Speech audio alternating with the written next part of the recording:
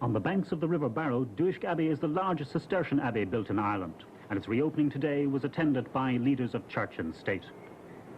In the restoration, ancient skills had to be relearnt, and a feature of that craftsmanship is the magnificent roof, rebuilt by local craftsmen in local unseasoned oak in the medieval fashion.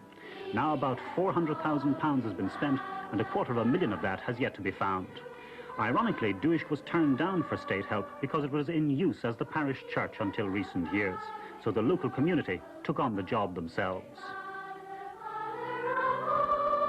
Today's ceremonies were attended by the President, Dr. Hillary, and the centre point of those ceremonies was a solemn Mass, the main celebrants of which were the Apostolic Nuncio, Dr. Alibrandi, the Archbishop of Dublin, the Archbishop of Cashel and Emly, the Bishop of Ferns, the Lord Abbot of Portglenone, County Antrim, the Lord Abbot of Moon, County Kildare, and Dr. James Moyna of St. Patrick's Missionary Society.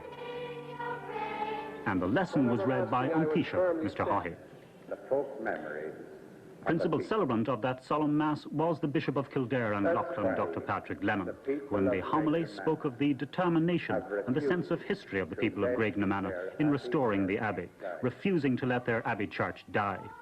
Later, a plaque commemorating the restoration was unveiled by the President, Dr. Hillary, and so the tiny town of Graiguenamanagh has restored to the whole country one of our finest examples of Gothic architecture, not as an empty monument, but as a living church in the community.